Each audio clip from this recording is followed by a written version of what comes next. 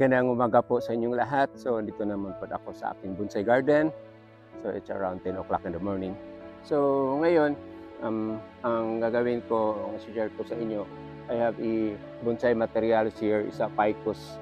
Malaki na ng kaunti ng puno, sobra ng tangkad niya.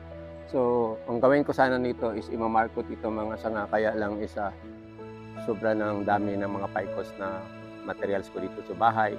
So, ang gawin ko na lang dito is itatrap ko ito, putulin ko ito sa baba, then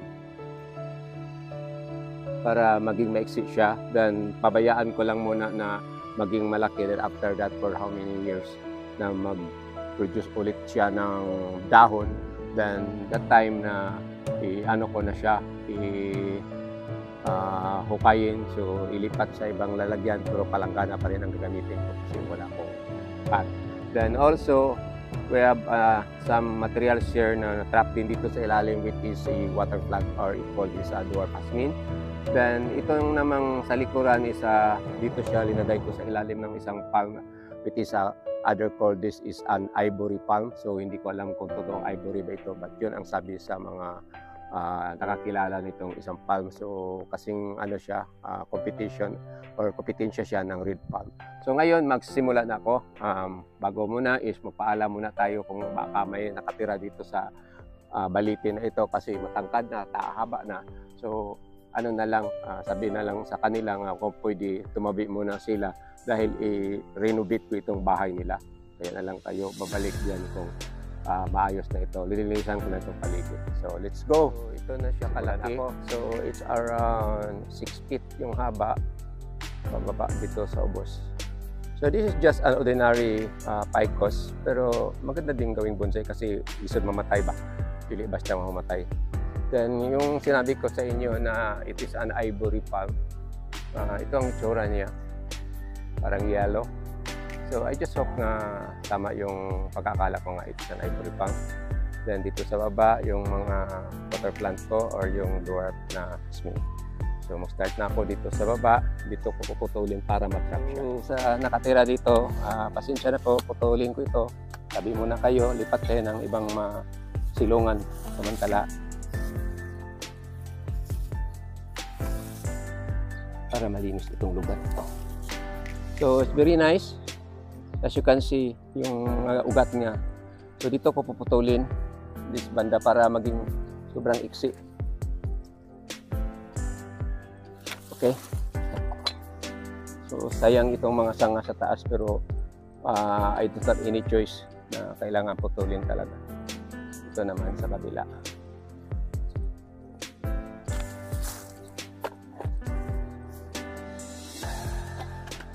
Then dito.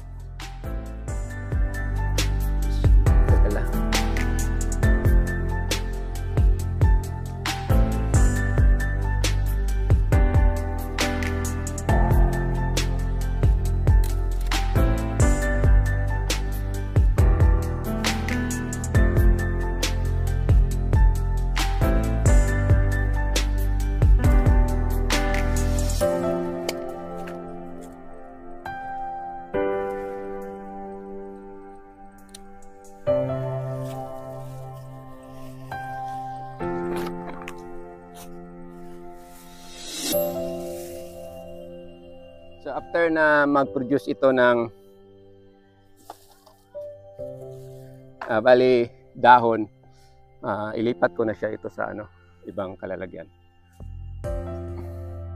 So ngayon, pakita ko sa inyo after matapos ko itong palm, linilisan ko ito para mukha naman siyang maganda dito kahit yung sa likurang banda is pangit tingnan. So, ang susunod ko ng linilisan ngayon is itong mga ivory palm para mukha naman siyang malinis tingnan.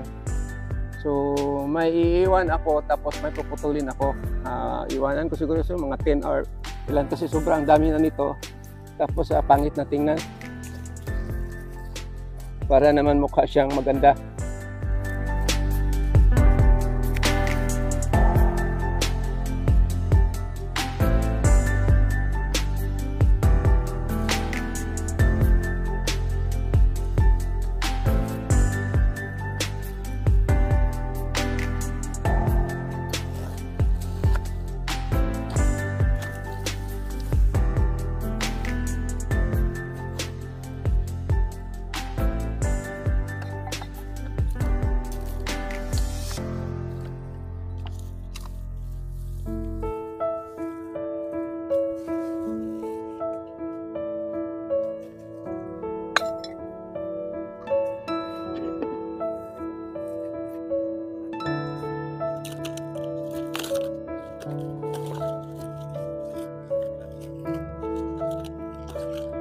So ang ginawa ko, pinutol ko lang itong mga jasmine bonsai materials ko dito, yung dwarf, tapos itong mga palm, kukunan ko ng yung mga maliit para malinis tingnan.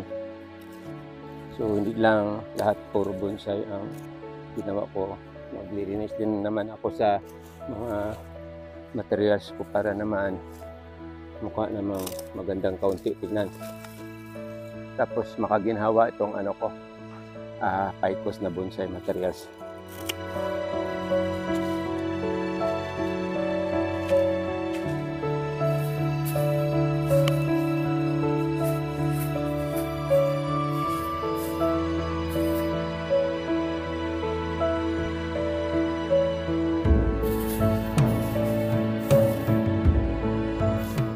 So ito na yung hitsura sa aking tinatawag ko na ivory palm. So para sa akin, kahit medyo marami pang kalat dito sa paligid, so maganda lang tingnan itong punuan. Then it is visible na sa paningin. So ganito lang, like pamilya ng mga red palm, dito ivory palm, at saka yung mga palm na magsisiksikan like yung dwarf na palm. So hindi lang bonsai or kahoy ang ginagawa kong bonsai, pati rin mga palm. Pakita ko sa inyo mamaya yung bonsai ng palm ko, pati may niyog ako. Marami akong mga ginagawang bonsai. Kulikta din ako ng mga palm. In fact, mayroon din ako yung rattan palm, kaya lang tinatapon ko kasi maraming tinik. So ito ang isa sa mga palm kong nakulikta. Then may red palm ako. Then we have a foxtail palm there. Dito sa likuran ko, foxtail palm. So ipapakita ko after, then mag-in muna ako. So for this morning or this noon, ito lang masashare ko sa inyo is pag-revive itong aking bonsai materials na Picos, at saka itong aking what we call dwarf jasmine. So linilisan ko itong palm sa ibaba o sa likod nila para makaginhawa naman sila ulit. So yung nakatira dito, pwede na silang bumalik dyan kasi natapos ko na renovate yung bahay nila. So after I end this video, ipa-plus ko yung mga klase-klase ng palm ko na nakolekta dito sa bahay. So hindi lahat maganda yung palm ko. So at least nakakolekta din ako ng mga palm. So for this morning, ito lang ang share ko sa inyo. Maraming salamat sa panonood. God bless you all. Have a nice noon ahead of you. Bye-bye. Then bibidyoan ko yung mga palm ko. Una, yung linilisan ko dito palm. So may bunga na siya. Yung bunga niya is yellow pa rin ang kulay. Then lipat tayo dito sa kabila.